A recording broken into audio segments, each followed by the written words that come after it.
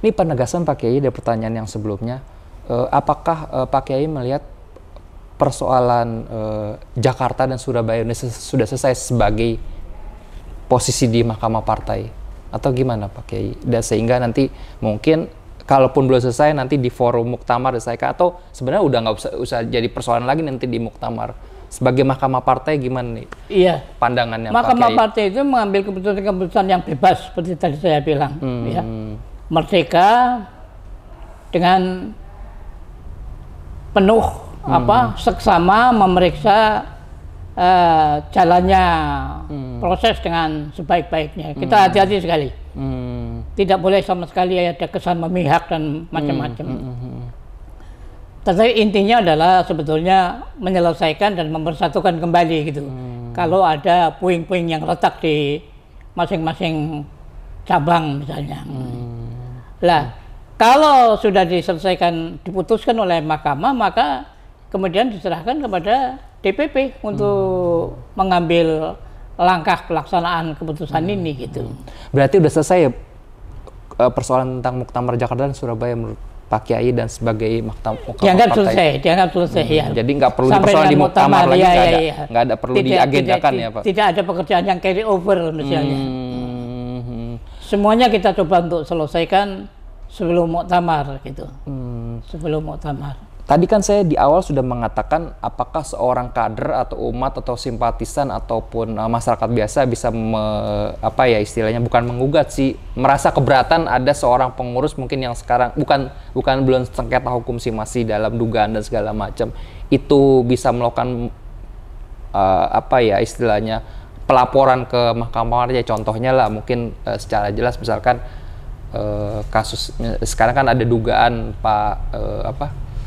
Pak Suharso Monoarfa diduga gratifikasi. Ini hal seperti ini apakah memang bisa oleh seorang kader simpatisan atau bisa melaporkan ke mahkamah untuk mereview kepengurusannya atau satu-satu jabatan, atau itu di luar wewenang dari dari Mahkamah Partai? Gimana Pak? Ya, memang harus dibedakan mana yang menjadi kewenangan DPP dan DPW, mana yang menjadi kewenangan mahkamah. Nah, biasanya mereka lari ke mahkamah kalau mereka merasa ini sudah menjadi hak kita lah untuk mengadukan yang kepada forum yang paling tinggi gitu loh.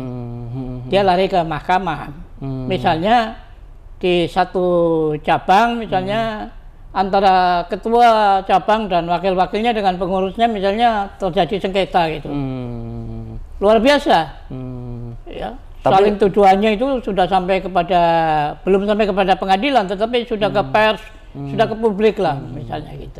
Sampai hari ini sepengetahuan Pak Kiai ada gak laporan tentang istilahnya keberatan Pak Suharso Monoarfa yang sekarang kasusnya masih dugaan tentang gratifikasi ke Mahkamah Partai untuk mereview kepengurusannya, maksudnya posisinya di sini, dan tepat gak kalau ada yang melaporkan itu ke Mahkamah Partai menurut Pak Kiai? Ya, bisa saja dimintakan pertimbangan gitu. Pertimbangan gimana maksudnya? Pertimbangan misalnya apakah ini sepatutnya untuk disampaikan kepada mahkamah ataukah tidak gitu loh.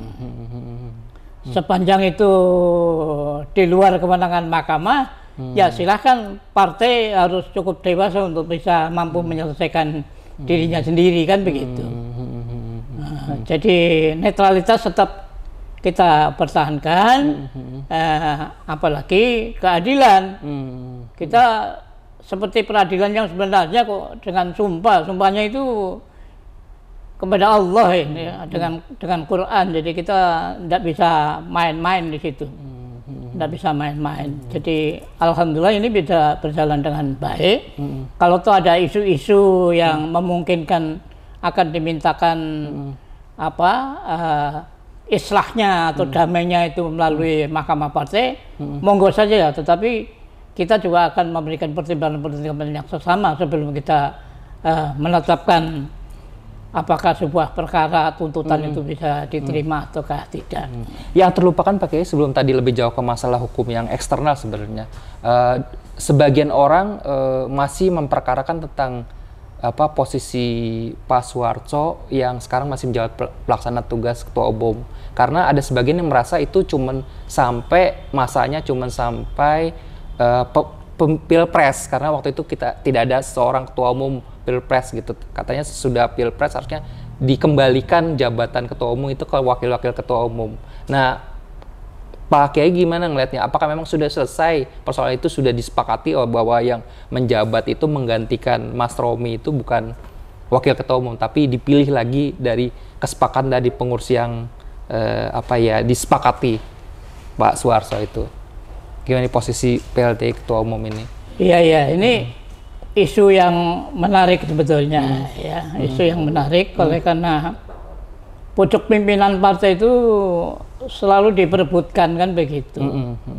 Meskipun secara ketat sudah ada norma-norma, ukuran-ukuran, kriteria yang sudah ditetapkan, tetapi tidak terelakkan masih ada juga dominasi pendapat, sentimen katakanlah gitu, sentimental feeling gitu yang kemudian bisa mengarah kepada masalah suka dan tidak suka gitu. Inilah yang juga harus dihindarkan. Kita secara demokratik saja bagaimana musyawarah itu bisa dikembangkan menjadi sebuah solusi yang paling baik gitu. Paling baik bukan dirinya kepada masing-masing yang punya kepentingan, tetapi paling baik menurut kepentingan partai politik gitu. Ada beberapa pertanyaan lagi Pak Kiai. Pak Kiai, jadi Mahkamah Partai sudah merasa selesai lah persoalan tadi hingar-bingar istilahnya ketidakwenangan Pak Soeharto jadi PLT ketua umum ya, yang seharusnya dijabat oleh wakil ketua umum. Dari Mahkamah Partai udah merasa selesai lah persoalan itu ya. Iya. Jadi ada hal-hal yang bersifat keorganisasian, ada hal-hal yang bersifat kepemimpinan gitu, yang semuanya saya kira bisa dirembuk bersama gitu loh. Dan itu udah selesai Pak Kiai melihatnya ya? Iya. Pak Kiai, dua pertanyaan lagi. Pak Kiai, kira-kira di Muktamar ini kira-kira apa yang akan Muktamar tadi kan bilang Pak Kiai bilang kan pertimbangan ya. Iya. Di Muktamar kali ini apa yang akan ada gak yang akan dipertimbangkan, disuarakan oleh Mahkamah Partai tentang evaluasi kepengurusan yang kemarin, atau mungkin ada sesuatu yang mau digagas oleh Mahkamah Partai untuk ke depan kewenangan akan seperti apa, atau hal apa yang bisa ditangani oleh Mahkamah Partai? Iya. Saya kira Mahkamah sudah mempersiapkan laporan gitu. Laporan itu bersifat fakta objektif dan keputusan-keputusan serta seluruh pertimbangan-pertimbangan yang sudah ditempuh untuk menetapkan sebuah keputusan. Jadi ini contoh real sebetulnya untuk menyelesaikan sengketa demokrasi lah katakannya di lingkungan satu partai. Oleh karena tadi saya sampaikan Mahkamah itu penting sekali adanya di lingkungan partai politik, dan konon yang saya terima informasinya hanya P3 yang jalan dengan baik itu, dengan sempurna. Ada yang mau nunggu sampai lama sekali. Mahkamah itu mahal, Pak. Tidak setiap permohonan itu bisa diselesaikan sekaligus gitu. Harus menunggu bukti-buktinya, lalu kemudian koreksi terhadap proses tuntutan yang dilakukan dan macam-macam. Dan contohnya macam-macam, bervariasi gitu. Sehingga misalnya tentang keanggotaan DPR, tentang ketidakpuasan terhadap kepemimpinan pimpinan cabang dan lain sebagainya, sampai kepada masalah-masalah korupsi dan masalah-masalah moral yang lain gitu loh. Jadi kalau masalah-masalah moral itu kan seperti tadi saya katakan, kalau Anda menuduh zina katakanlah terhadap pimpinan Anda, zina itu menurut kaidah kita itu pembuktiannya amat sulit gitu loh.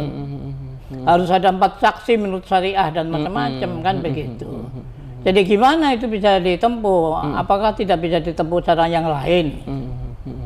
Nah, harapan Pak Kiai di Muktamar 9 apa aja? Baik sebagai kader, sebagai umat, sebagai simpatisan, sebagai ini juga masyarakat juga, dan sekaligus sebagai Mahkamah Partai dan sebagai senior di ini, apa Muktamar 9 apa yang ingin Pak Kiai inginkan entah hasilnya, entah kesepakatannya, entah temuannya atau apa kira-kira harapan Pak? Iya. Jadi sekali lagi saya ingin mahkamah itu bisa dipertahankan kekuatannya, ya.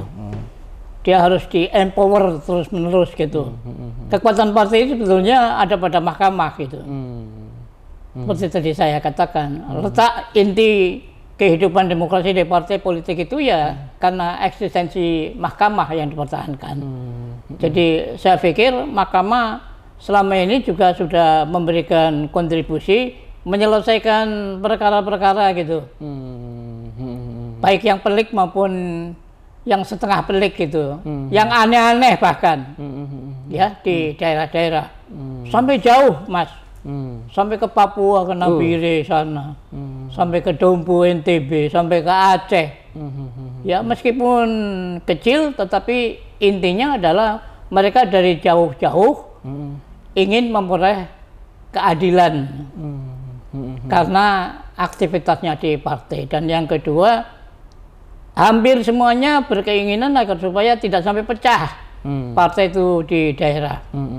Dan yang ketiga, supaya bisa lebih siap untuk menghadapi pemilu yang akan datang.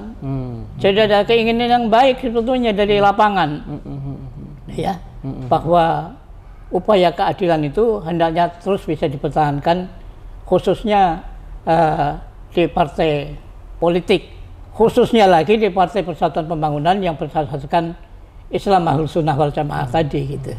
Satu lagi Pak Kiai ini kan sudah mencapai posisi duta besar di Lebanon kalau saya tidak salah dengar ya, sudah jadi anggota DPR di usia yang senior ini, yang dimintain pendapat dari semua kalangan termasuk di dalamnya P3. Apa Pak Kiai yang harapkan dan ingin capai atau ingin ini dari generasi muda, mungkin tadi P3 atau secara umum atau dari diri sendiri, apa yang ingin sedang dikejar oleh Pak Kiai sendiri? Iya. Saya kira kaderisasi kepemimpinan itu harus terus dilakukan gitu. Memang kalau melihat praktek partai politik pada umumnya ya itu tidak ringan, tidak mudah ya, karena memerlukan anggaran, biaya, tenaga dan pemikiran-pemikiran yang khusus gitu. Harus ulet dan macam-macam. Saya sendiri mengalami sebelum jadi duta besar kan, barangkali Anda tahu ceritanya kan. Tidak sesederhana itu gitu loh. Dan saya juga tahu diri, saya mau dicalonkan menjadi duta besar oleh karena saya insya Allah merasa mampu gitu. Tidak saja berkomunikasi, tetapi juga karir, background yang saya tempuh, saya kira memperoleh catatan-catatan yang cukup bagus. Dan alhamdulillah kita berangkat dengan tenang, dengan prosedur yang formal sekali. Ya, saya mendapat cerita bahwa duta besar yang lain itu kadang-kadang tidak diantar oleh staf kedutaan yang mereka mau ditempatkan gitu loh. Saya lengkap. Anak saya menjadi saksi itu. Hampir seluruh duta besar Timur Tengah tuh hadir di lapangan terbang di VIP. Waktu itu Menteri Koperasi, Sekjen DPP juga dipanggil oleh protokol Kemlu. Jadi saya merasa memperoleh kehormatan yang luar biasa, dan kehormatan itu saya peroleh oleh karena tanggung jawab kan begitu. Jadi saya merasa tidak boleh main-main itu. Yang namanya posisi duta besar tidak hanya mewakili partai tetapi juga mewakili presiden atau kepala negara gitu.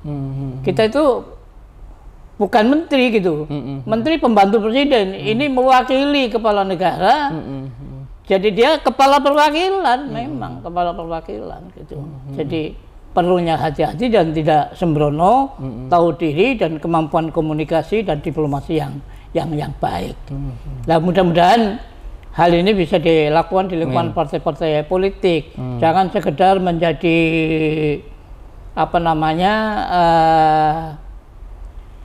orang dulu kan ada itu duta besar buangan gitu loh.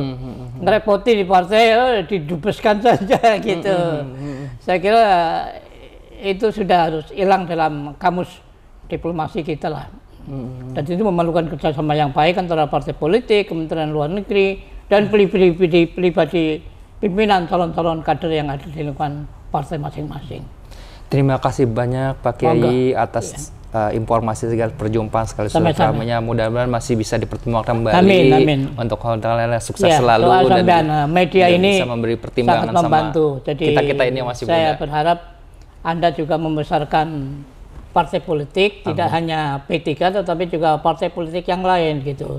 Sehingga dengan demikian dia menjadi wahana demokrasi yang sebenar-benarnya.